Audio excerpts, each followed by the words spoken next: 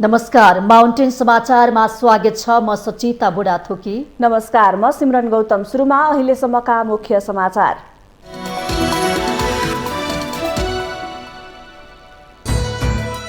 रूस युक्रेन बीच जारी सामरिक युद्धको असर विश्व अर्थतन्त्रमा पनि देखिन थाल्यो। नेपाल जस्तो आयातमा निर्भर देशका लागि बजार आपूर्ति र महँगी नियन्त्रण थप चुनौतीपूर्ण हुने। चिनिया विदेश मन्त्री वाङ यी 3 दिने नेपाल भ्रमणको सिलसिलामा काठमाडौँमा भ्रमणको क्रममा द्विपक्षीय हित र चासोको बारेमा छलफल हुने। आगामी स्थानीय निर्वाचनमा दलहरूबीच तालमेलको विपक्षमा कांग्रेसका प्रदेश सभापतिहरूको धारणा। गठबन्धन गर्ने विषयलाई केन्द्रबाट निर्णय गर्न नहुने तर्क। एमाले अध्यक्ष केपी शर्मा ओली पूर्व राजाको निवासमा सुटुक्क जाने गरेको नेकपा यसका अध्यक्ष नेपालको आरोप। दक्षिणपन्थी शक्ति राप्रपासँग चुनावमा मिलेर जाने प्रयास गरिरहेको जिकिर।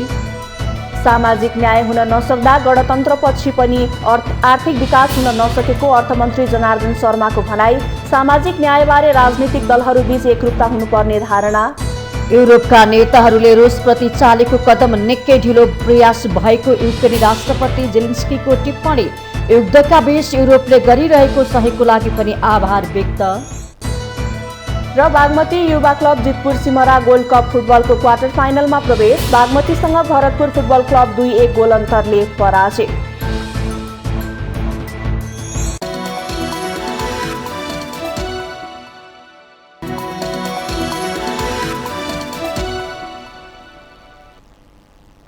अब समाचार विस्तारमा।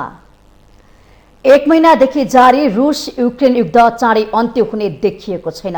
युद्ध रूस र युक्रेन दुई देशबीच भइरहेको छ, तर यसको असर विश्वभर परेको छ। संसारकै ठूलो निर्यातकर्ता मुलुकहरूमा पर्ने युक्रेन र रूसबाट निर्यात रोकिएपछि अहिले विश्वभर महँगी बढेको छ।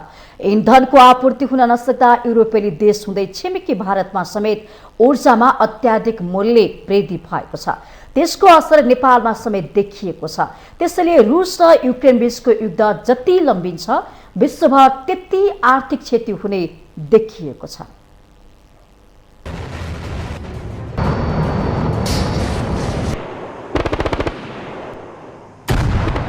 24 मार्च अर्थात यही चैत्र 10 गते रूस र युक्रेन बीच युद्ध शुरू भएको 1 महिना पुग्यो। यो 1 महिनामा 1 करोड भन्दा बढी युक्रेनी जनता विस्थापित भएका छन्, जसमध्ये 40 लाख भन्दा बढी युक्रेनीहरूले देश नै छोडेका छन्। विस्थापित मध्ये अधिकांश युक्रेनी छिमेकी देश पुगेका छन्। बाँकी विस्थापित लाखौं युक्रेनी आफ्नै देशभित्र बिजुली, ग्यास र पानी जस्ता आधारभूत आवश्यकताको अभावमा बाँच्न बाध्य छन्। केही दिन अघि रूसी सेनाले युक्रेनको बन्दरगाह शहर मरिउपोलमाथि नियन्त्रण कायम गर्न थालेपछि त्यस क्षेत्रबाट भइरहेको आपूर्ति प्रभावित हुँदा युक्रेनी नागरिकले चरम खाद्य संकटको समेत सामना गरिरहेका छन्। 1 महिनादेखि जारी उक्त युद्ध तत्काल रोकिने सम्भावना देखिँदैन। अहिले रूसी सेनाले युक्रेनका विभिन्न शहरहरू चारैतिरबाट घेरिरहेको छ। त्यसको प्रतिवादमा युक्रेनी सेना जब्बर भएर अडिग छ। यो युद्धले विभिन्न शहर तथा आवासीय भवनहरू ध्वस्त भएका छन्। यस्तो विध्वंस रूपी युद्ध चाँडै अन्त्य होस् भन्ने विश्वका अधिकांश जनताको चाहना छ। तर भर्खरै मात्र रूसले युक्रेनले आफ्नो देशमाथि परमाणु अस्त्र प्रहार गर्ने तयारी गरिरहेको प्रतिक्रिया दिएको छ। रूसी राष्ट्रपति भ्लादिमिर पुटिनका प्रवक्ता दिमित्री पेस्कोभले युक्रेनले आफ्नो देशमाथि परमाणु अस्त्र प्रयोग गर्ने सम्भावना छ भनेका छन्।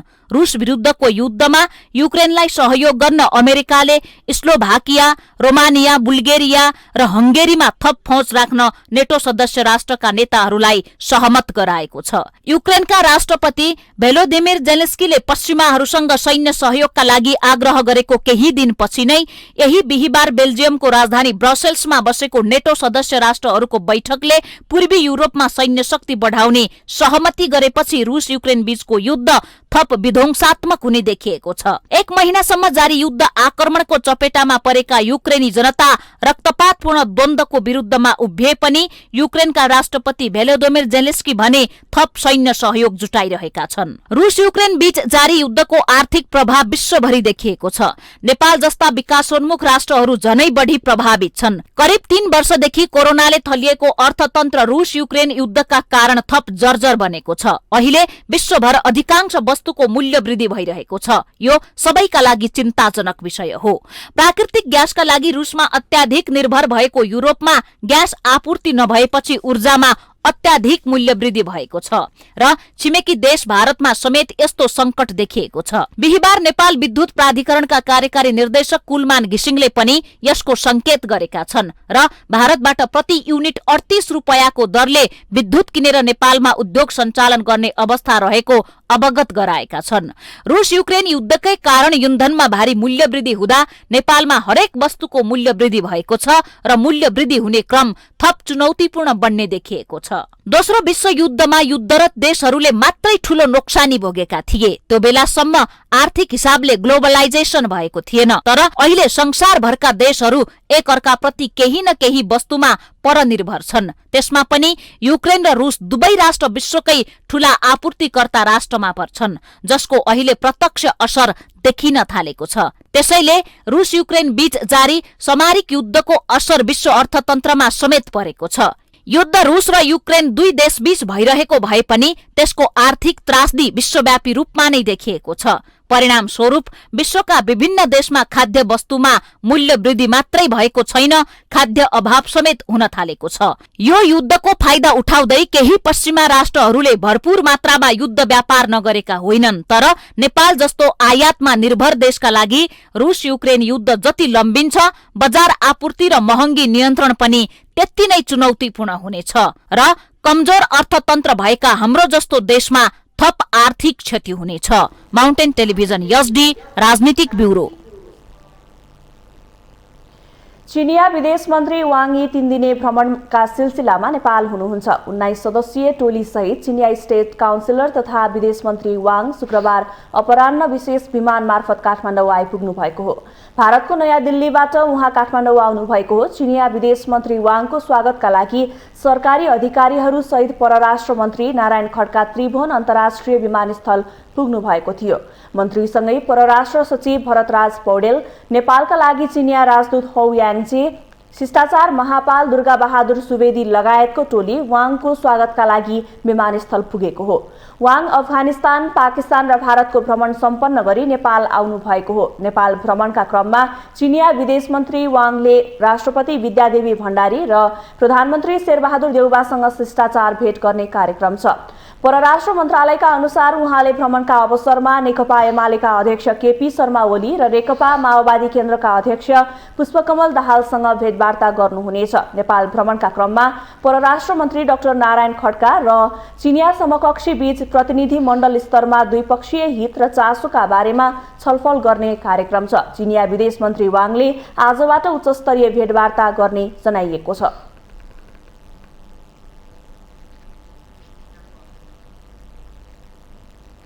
नेपाली कांग्रेसका प्रदेश सभापतिहरूले आगामी स्थानीय निर्वाचनमा तालमेलको विपक्षमा धारणा राखेका छन्। नेपाली कांग्रेसको जारी केन्द्रीय कार्य समिति बैठकमा प्रदेश सभापतिहरूले आफ्ना भनाई राख्ने क्रममा चुनावी तालमेलको विपक्षमा धारणा राखेका हुन्। उनीहरूले गठबन्धन गर्ने विषयलाई केन्द्रबाट निर्णय गर्न नहुने तर्क पनि गरेका छन्। कर्णाली प्रदेशका सभापति ललित जङ शाहीले कर्णालीमा गठबन्धन गर्ने हो भने त्यहाँ कांग्रेसले एउटा पनि स्थानीय तहमा जित्न सक्ने भन्दै तालमेल गर्न नहुने बताउनु भएको छ। यस्तै गण्डकी प्रदेशका सभापति सुखराज शर्माले गठबन्धन गर्न नहुनेमा जोड दिँदै गठबन्धन गर्ने जाने हो भने नेपाली कांग्रेस कमजोर बन्दै जाने चेतावनी दिनु भएको छ। लुम्बिनीका सभापति अमरसिंह पुनले पनि गठबन्धन केन्द्रबाट गर्ने नभएर आवश्यकता अनुसार स्थानीय स्तरबाट गर्न सकिने भन्दै त्यस्तै गरी गठबन्धन गर्दै जाने हो भने नेपाली कांग्रेसको हालत भारतीय कांग्रेसको जस्तै बन्ने चिन्ता व्यक्त गर्नु भएको छ। पार्टी कार्यालय सानिपामा जारी बैठकमा अधिकांश वक्ताहरू तालमेल केन्द्रबाट गर्ने कि आवश्यकता अनुसार स्थानीय स्तरबाट गर्ने भन्नेमा केन्द्रित रहेका छन्। यस क्रममा बागमतीका सभापति इन्द्र बानिया, प्रदेश 1 का सभापति उद्धव थापा, मध्य प्रदेशका सभापति कृष्ण यादव र सुदूरपश्चिमका सभापतिले पनि केन्द्रबाट तालमेलको निर्णय गर्ने कुराको विपक्षमा मत व्यक्त गर्नुभएको थियो। स्थानीय तहको चुनाव नजिकिँदै गर्दा नेपाली कांग्रेसका अधिकांश नेताहरूले केन्द्रबाटै चुनावी तालमेलको निर्णय गर्ने कुराको विपक्षमा अभिव्यक्ति दिँदै आएका छन्।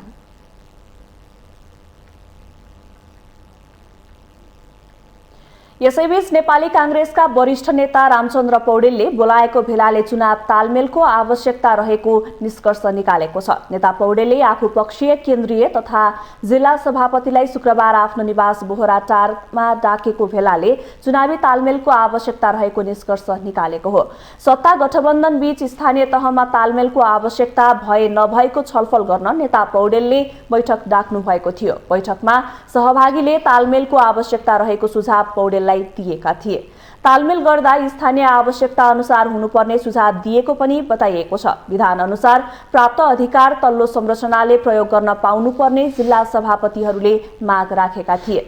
बैठकमा कानून मन्त्री दिलेन्द्र बडु, केन्द्रीय सदस्यद्वय डाक्टर शशाङ्क कोइराला र दीपक गिरी सहभागी थिए। जिल्ला सभापतिहरूमा रावल सहित तनहुका जित प्रकाश आले, पाल्पाका हिमाल दत्त श्रेष्ठ लगायत सहभागी थिए।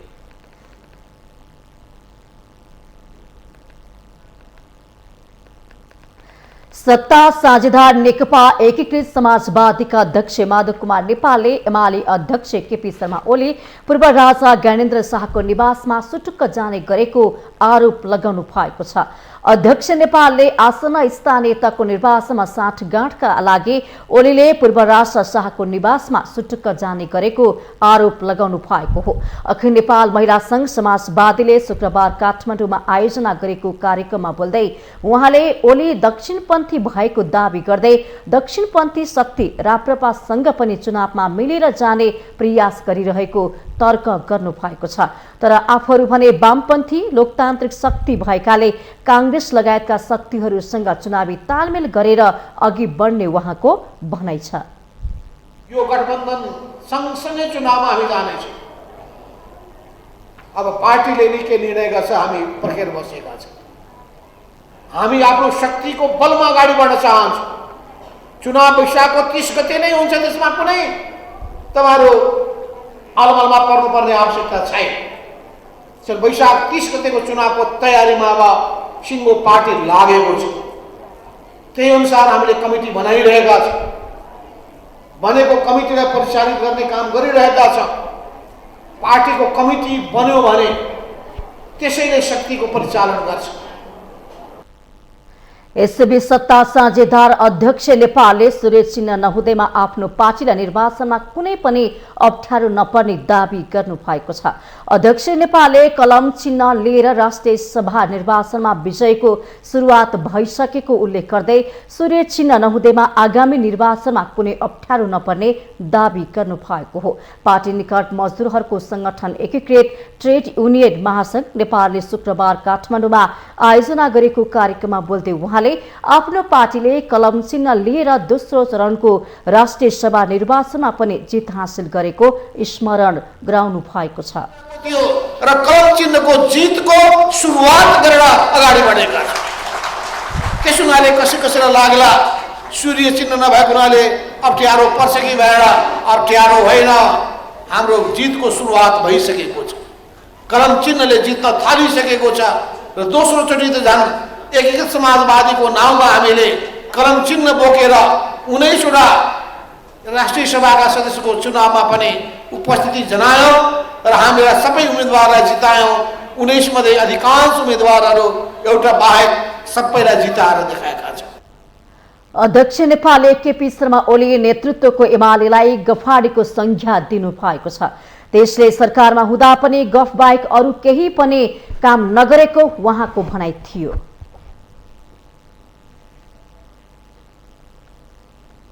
अर्थमन्त्री जनार्दन शर्माले प्रणाली अनुरूपको सामाजिक न्याय हुन नसक्दा गणतन्त्रपछि पनि आर्थिक विकास हुन नसकेको बताउनु भएको छ। राष्ट्रिय आर्थिक सरोकार समाज नेपालले शुक्रबार काठमाडौँमा गरेको छलफलमा बोल्दै अर्थमन्त्री शर्माले यस्तो बताउनु भएको हो।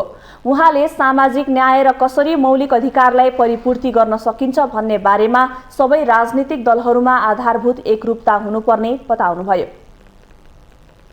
कार्यक्रमहरू राजनीतिक पार्टीहरूका न्यूनतम समानताका आधारमा बनाउने कार्यक्रम र त्यसपछि त्यसलाई कार्यान्वयन गर्नका लागि सबैको प्रतिबद्धताको आज खाँचो छ। अर्को भाषा भन्दाखेरि त्यो खालको एउटा आर्थिक विकासका लागि राष्ट्रिय सहमति। मन्त्री शर्माले कोरोना महामारीका बीच पनि आर्थिक क्रियाकलापहरूमा वृद्धि भइरहेको दावी गर्दै पछिल्लो समय आयात बढेको र उपभोग्य वस्तुको आयात कृषिजन्य वस्तुको आयात अर्बौंमा रहेको बताउनुभयो।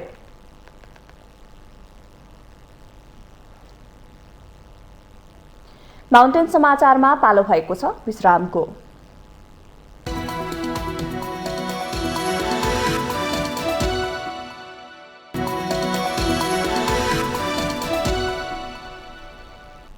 विश्रामपछि स्वागत छ। अब बाँकी समाचार। चीनका विदेश मन्त्री एवं स्टेट काउन्सिलर वाङ यी 3 दिने नेपाल भ्रमणको लागि शुक्रबार काठमाडौँ आइपुग्नु भएको छ। विगतका उच्च स्तरीय भ्रमणका क्रममा दुई देशबीच पूर्वाधार विकास र अनुदान सहायताका सन्दर्भमा महत्त्वपूर्ण समझदारी भए पनि नेपालले यसबाट पर्याप्त लाभ लिन भने सकेको छैन।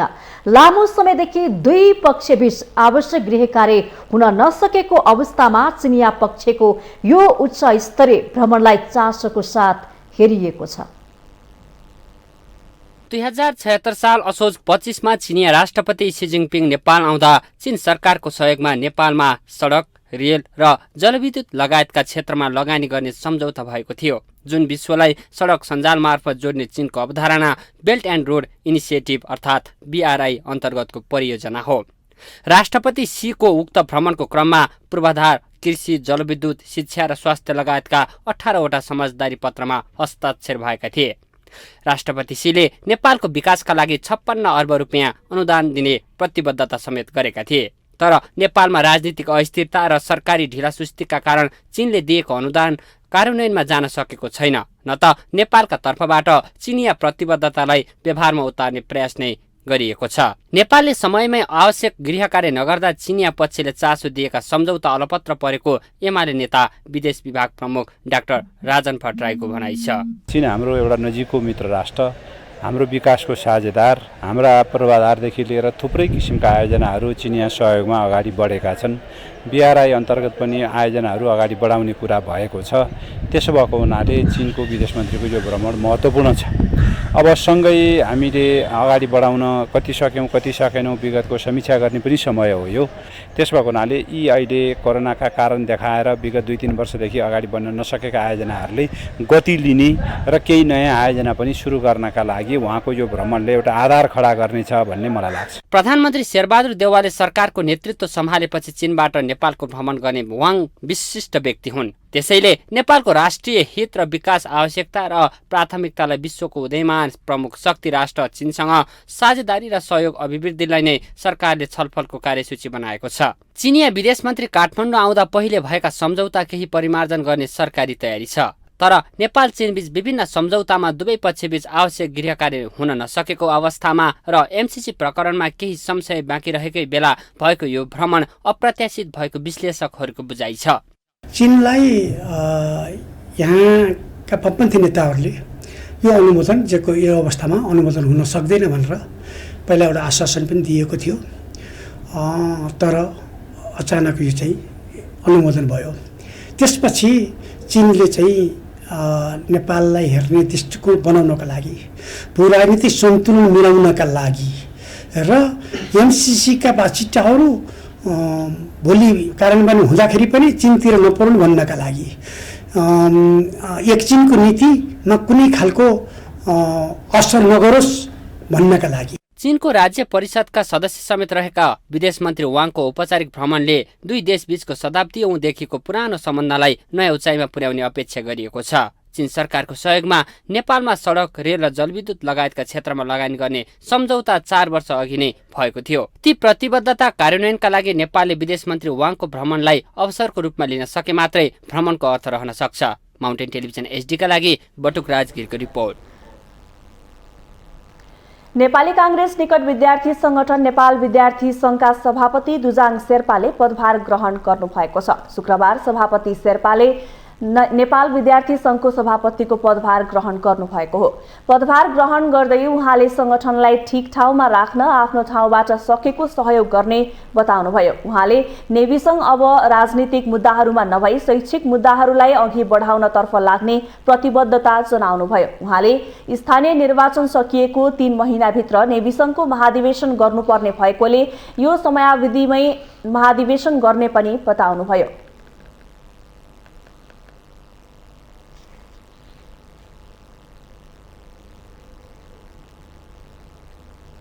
सम्पूर्ण साथीहरूको विश्वास र मन जितेर 12 महाधिवेशन समयमै तपाईको अहिलेको जुन पार्टीले दिएको समयभन्दा 1 इन्च पनि तलमाथि नभइकन समयमै तपाईको महाधिवेशन गर्नको लागि म वचन दिन चाहन्छु। आज पत्रकार साथीहरू नेपाली साथीहरूलाई तपाईको चाहिँ कुनै पनि ढङ्गबाट पूर्वाग्रह नराखिकन र सम्पूर्ण नेपाल विद्यार्थी संघ साथीहरूलाई पनि सहयोग गर्नको लागि पनि अनुरोध गर्न चाहन्छु। नेपाल विद्यार्थी संघको जुन विद्यार्थी आन्दोलनको विश्वसनीयता विद्यार्थी आन्दोलनले कुनै पनि माग राख्छन्, तर त्यो माग राख्दै गर्दाखेरि फेरि पनि त्यो मागको सम्बोधन भयो कि भएन, त्यो मागहरू विद्यार्थीको असली तपाईको अधिकारहरू सुनिश्चित भयो कि भएन र विद्यार्थीलाई चाहिँ विद्यार्थी संगठनलाई अब चाहिँ तपाईको संघीय लोकतान्त्रिक गणतन्त्र नयाँ संविधान आइसकेपछि अब हामीले नेपाल विद्यार्थी संघले तपाईको चाहिँ राजनीतिक मुद्दाहरूमा भन्दा पनि तपाईको चाहिँ शैक्षिक मुद्दाहरूमा चाहिँ हामी विशेष केन्द्रित हुन्छ।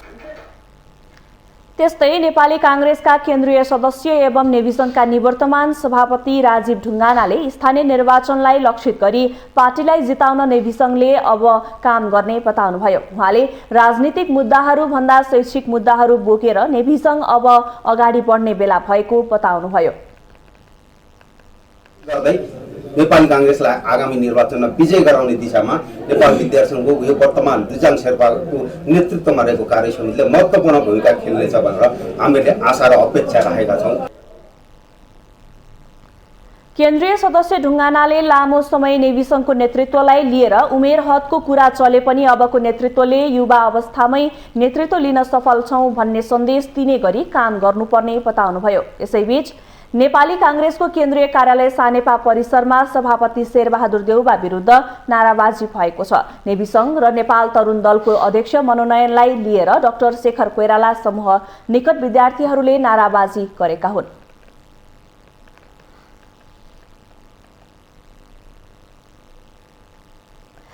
सुनसरीमा स्थानीय तह निर्वाचन लक्षित गरी भर्ना खुलाइएको म्यादी प्रहरीमा आवेदन दिनेको भिड लागेको छ। त्यसैगरी कार्यालय समय अगावै जिल्ला प्रहरी कार्यालयमा पुगेर आवेदन बुझाउने मात्र नभई फारम लिन लाइनमा बस्नेको समेत उत्तिकै भिड लागेको हो। एका बिहानै लाइनमा पालो पर्खने अधिकांशको चाहना खर्च जुटाउनु नै छ। बेरोजगारी समस्याको कारण म्यादी प्रहरीको लागि पनि आवेदन दिन बाध्य हुनु परेको अधिकांशको भनाइ छ। नेपालमा बेरोजगारी कारणले गर्दा हामी 18 वर्ष 20 वर्षका युवाहरू होइन यसरी म्यादी प्रहरीमा आइरहेको छौँ। त होइन नि यो बाध्यता हो।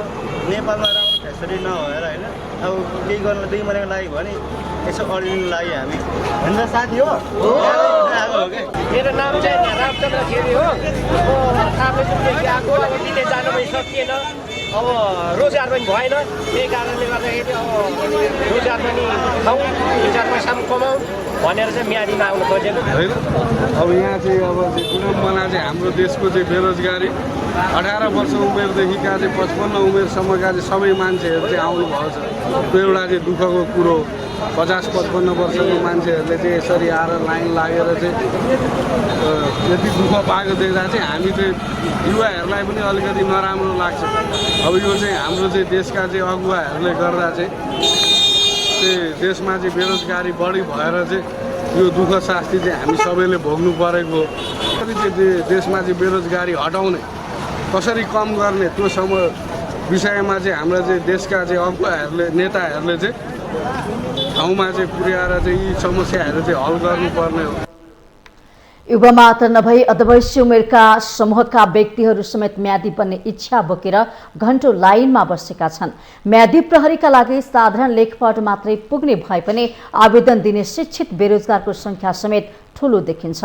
उनीहरूको भनाइमा सरकारी व्यवस्था र रोजगारीको पर्याप्तता नहुनु देशका लागि विडम्बना पनि हो। शैक्षिक प्रमाणपत्र अनिवार्य नभएकाले आवेदन दिने शिक्षित बेरोजगारको संख्या यकिन हुन नसके पनि म्यादी प्रहरीमा आवेदन दिनेको भिडले बेरोजगार समस्या समाधान गर्न नसकेको सरकारलाई गिज्जाइरहेको स्पष्ट देखिन्छ।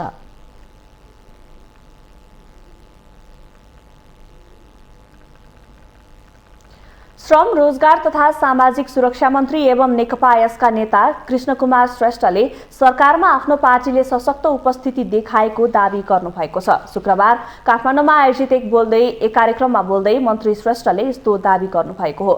उहाँले केही महिनाभित्रै पार्टी निकट एकीकृत ट्रेड युनियन महासंघ नेपाल ठूलो बन्ने दावी समेत गर्नुभयो। त्यसका लागि आवश्यक सहयोग मन्त्रालयबाट आफूले गर्ने प्रतिबद्धता पनि उहाँले व्यक्त गर्नुभयो। नेकपा एकीकृत समाजवादी सरकारमा गएपछि स्वर्णिम कालको रूपमा ट्रेड युनियन आन्दोलनलाई अघि बढाएको दावी पनि मन्त्री श्रेष्ठले गर्नुभयो। एक वर्षभित्रमा नेपालको सबैभन्दा ठूलो महासंघ हामी बनाउँछौँ भनेर जुन तपाईहरुले उद्घोष गर्नुभएको छ, त्यसको लागि पार्टीको तर्फबाट र नेपाल सरकार श्रम रोजगार तथा सामाजिक सुरक्षा मन्त्रीको तर्फबाट गर्नुपर्ने सहयोग साथ कुनै पनि कसर नराखिकन गर्ने प्रतिबद्धता पनि तपाईहरुको अगाडि गर्न चाहन्छु। नेपाल कम्युनिस्ट पार्टी एकीकृत समाजवादीले जब यो मन्त्रालय सम्हालिसकेपछि यो मेरो कार्यकालमा यानी कि नेपाल कम्युनिस्ट पार्टी एकीकृत समाजवादी को कार्यकालमा चाहिँ एउटा स्वर्णिम काल, यो ट्रेड युनियन आन्दोलनलाई एउटा स्वर्णिम कालको रूपमा चाहिँ हामीले अगाडि बढाएका छौं। मन्त्री श्रेष्ठले एकीकृत ट्रेड युनियन महासंघ नेपालमा आबद्ध भएका सदस्यहरूलाई राजनीति नभई श्रमिकका हक हितको बारेमा सोच्न पनि आग्रह गर्नुभयो।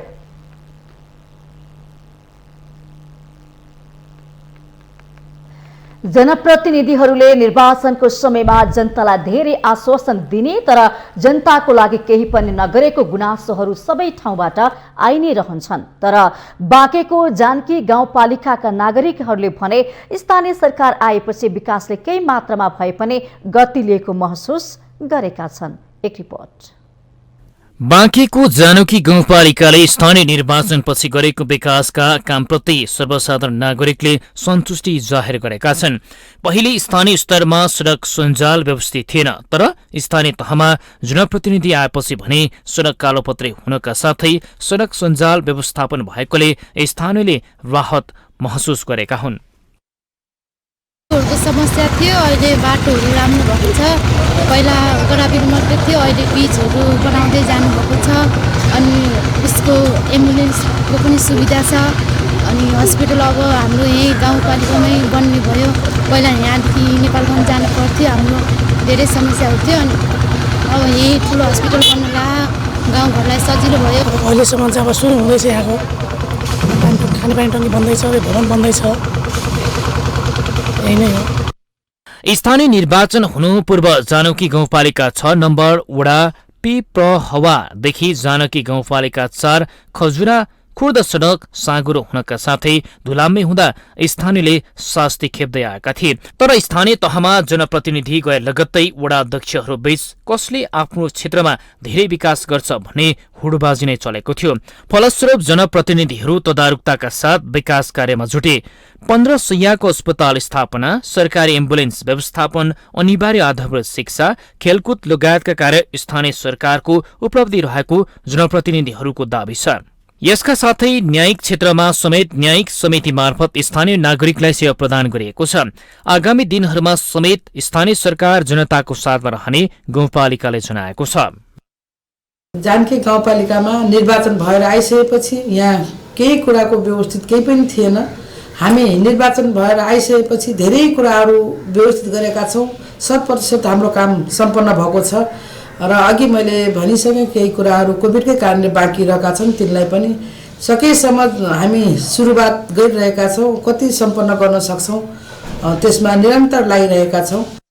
जानकी गाउँपालिकामा सडकमै पशु चौपाया बाँध्ने चलन छ। त्यस्तो अवस्थाबाट मापदण्ड अनुसार सडक निर्माण गर्नु र त्यसमा पशु चौपाया बाँध्ने चलन मुक्त गराउनु, शैक्षिक गुणस्तरमा वृद्धि गर्नुका साथै उद्योग कल कारखाना मार्फत हजारौंलाई रोजगारी सिर्जना गरेको जनप्रतिनिधिहरूको दावी छ। माउन्टेन टेलिभिजन एचडीका लागि बाँके सहकर्मी कुशल दल्मीको रिपोर्ट। माउन्टेन समाचारमा पालो भएको छ विश्रामको।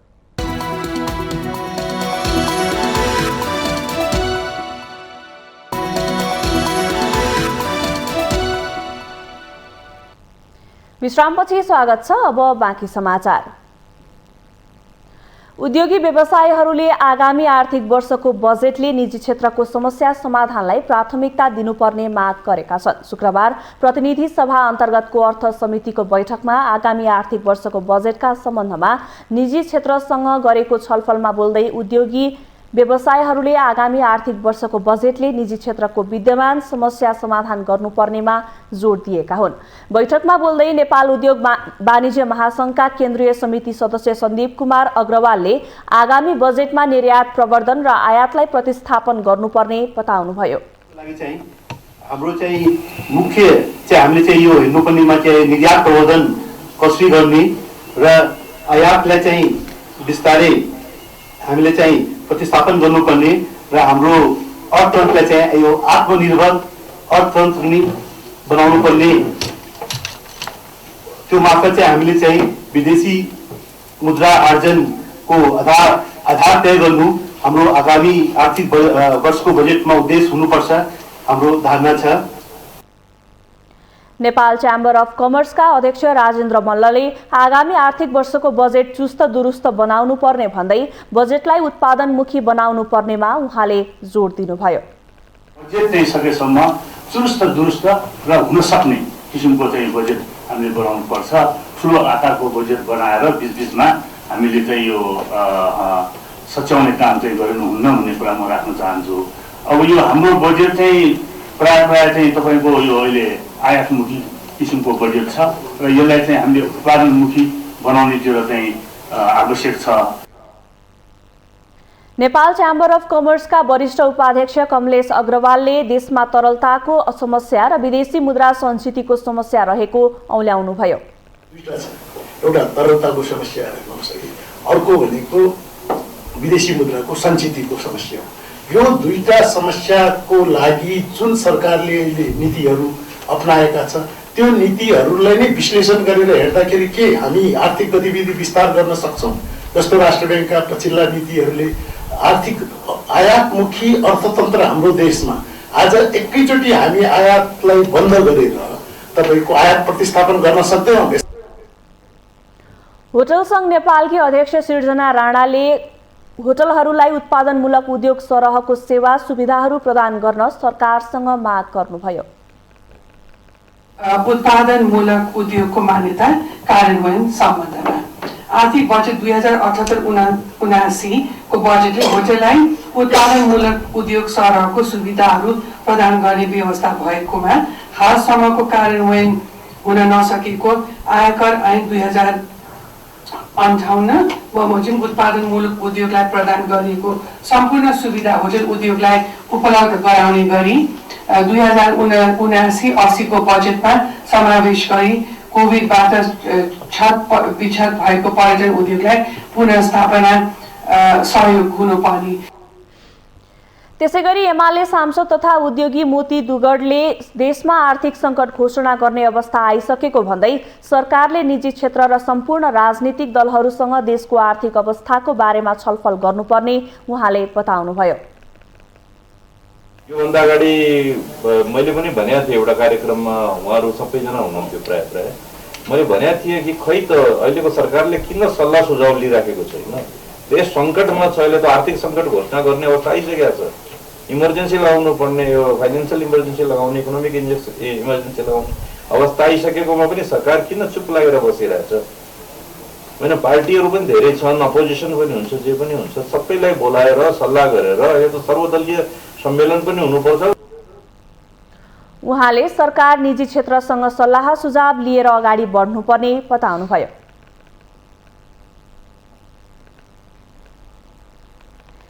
कोरोना भाइरस विरुद्धको 7,61,000 मात्रा फाइजर खोप काठमाडौँ आइपुगेको छ।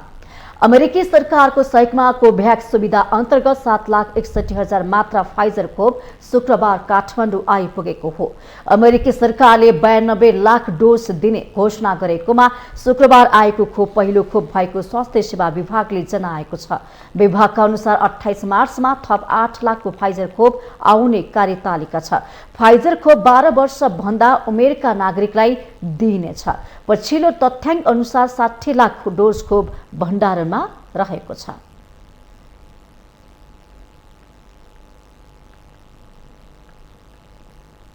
गाईपालन डडेलधुराको आलिताल गाउँपालिकाका स्थानीयको आमदानीको राम्रो स्रोत बनेको छ। स्थानीयहरूले व्यावसायिक रूपमै गाईपालन गर्न थालेपछि यो आमदानीको भरपर्दो स्रोत बनेको हो। डडेलधुराको आलिताल गाउँपालिकाका विभिन्न गाउँमा अहिले दैनिक 2000 लिटर भन्दा बढी दूध उत्पादन हुने गरेको छ। गाउँपालिकाका 75 परिवारले समूह नै गठन गरी व्यावसायिक रूपमा जर्सी गाई पालन व्यवसाय शुरू गरेका हुन्। अहिले गाउँमै दूध डेरी खुलेपछि उनीहरूले उत्पादन गरेको दूधले राम्रो बजार पाएको छ। गाउँपालिकाका गाईपालक कृषकले वार्षिक 2 लाख रुपैयाँसम्म आमदानी गर्न सफल भएका छन्। गाउँपालिकाले यूएनडीपीको आर्थिक सहयोग र सामाजिक वातावरण तथा उद्यम विकास समाज नेपालको सहयोगमा ल्याएका जर्सी गाईबाट उनीहरूले राम्रो आमदानी गरिरहेका छन्। एक्लैले भएको छु, एकल महिला पनि हो। खाना लाउन सब दूध बेचेर पुगेको छ। छोरालाई स्कुल हान्न पुगेको छ। वार्षिक हुन्छ 1-2 लाख। हामीले गाई पालन गरेका छौँ। गाई पालन गर्दाखेरि दूध बेच्न त्यति अप्ठ्यारो केही पनि छैन। हामीले शिष्ट नेपाल गाउँपालिका त्यहाँबाट सहयोग पाएका छौँ। जेनतेन गरेर वार्षिक 1-2 लाखसम्म हुन्छ। कोरोना भाइरसको महामारीका कारण विदेशबाट फर्किएका तथा बेरोजगार युवाहरू, एकल महिला, दलित, विपन्न कृषक परिवारलाई लक्षित गरी नगरपालिकाले विभिन्न संघ संस्थाहरूसँग समन्वय गरेपछि कृषकहरू गाईपालनतर्फ आकर्षित भएका हुन्। कृषि तथा पशु व्यवसायमा उनीहरूलाई आबद्ध गराउन र व्यावसायिक बनाउन गाई पालन, बाख्रा पालन, कुखुरा पालन, बङ्गुर पालन, आलु खेती लगायत 23वटा विभिन्न कृषि तथा पशु क्षेत्रलाई समेटेर 670 परिवारलाई सहयोग गरिएको छ। कोभिडका कारणले गर्दा रोजगारी गुमाएका परिवारहरूको आर्थिक स्थिति सुदृढीकरण गर्नका लागि विभिन्न खालका 670 परिवारलाई हामीले रिच गरेका छौँ। जस अन्तर्गत चाहिँ हामीले अहिले विभिन्न सप्लाई चेनको कामहरू छ। विभिन्न उत्पादनदेखि लिएर प्रोसेसिङदेखि लिएर मार्केटिङसम्मका विभिन्न गतिविधिहरू सञ्चालनमा छन्। गाउँपालिकाले सरकारी तथा गैर सरकारी संस्थासँग सहकार्य गरेर सहयोग दिन थालेपछि यहाँका स्थानीयहरू कामका लागि भारत जान छोडेर गाई पालन पेसालाई अँगाल्न थालेका छन्। आफ्नै गाउँघरमा पशुपालन पेसालाई व्यावसायिक रूपमै गर्ने हो भने रोजगारीका लागि भौतारिनुपर्ने बाध्यताको अन्त्य हुने प्रमाणित भएको छ। माउन्टेन टेलिभिजन एचडीका लागि डडेलधुरा सहकर्मी विमल जैरूको रिपोर्ट। हामीसँग आर्थिक, अन्तर्राष्ट्रिय र खेल समाचार बाँकी नै छन्। माउन्टेन समाचारमा पालो भएको छ विश्रामको।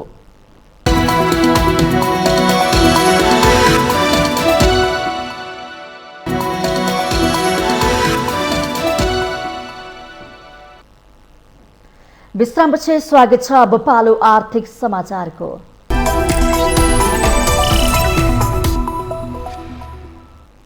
वीरगञ्ज उद्योग वाणिज्य संघका अध्यक्ष सुबोध कुमार गुप्ताले पछिल्लो समय खाने तेलको मूल्य बढेको भए पनि चामलको मूल्य नबढेको बताउनु भएको छ।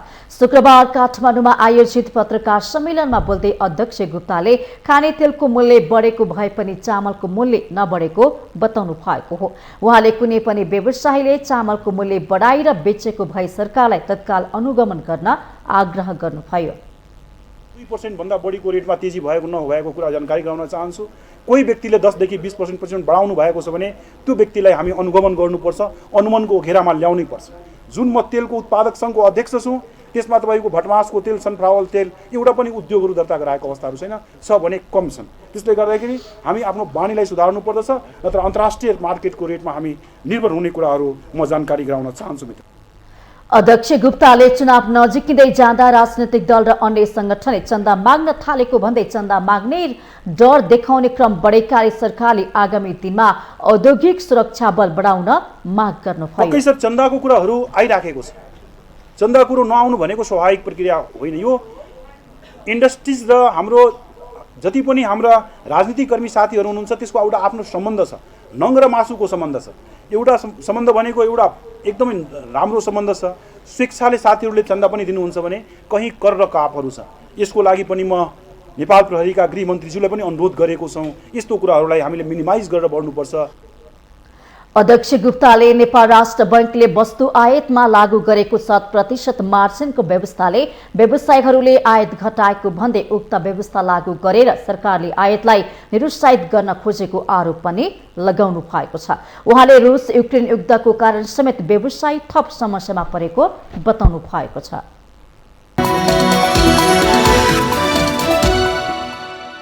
यो सँगै हामी माउन्टेन समाचारको अन्त्यमा आइपुगेका छौं। जाँदा जाँदै मुख्य समाचार पुनः एकपटक।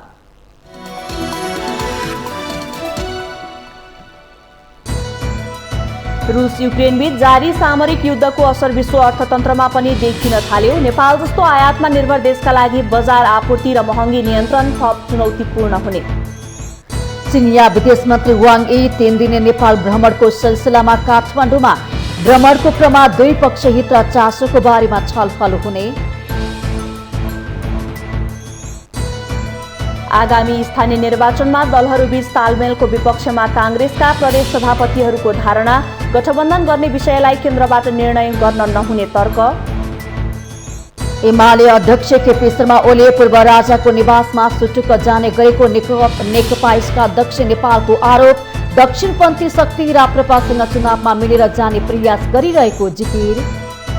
सामाजिक न्याय हुन नसक्दा गणतन्त्रपछि पनि आर्थिक विकास हुन नसकेको अर्थमन्त्री जनार्दन शर्माको भनाई। सामाजिक न्यायबारे राजनीतिक दलहरूबीच एकरूपता हुनुपर्ने धारणा। युरोपका नेताहरूले रुसप्रति चालेको कदम निकै ढिलो प्रयास भएको युक्रेनी राष्ट्रपति जेलेन्स्कीको टिप्पणी।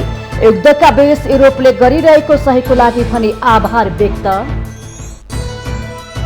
र Bagmati Yuva club Jitpur Simara gold cup फुटबलको क्वार्टर फाइनलमा प्रवेश। बागमतीसँग भरतपुर फुटबल क्लब 2-1 गोल अन्तरले पराजित।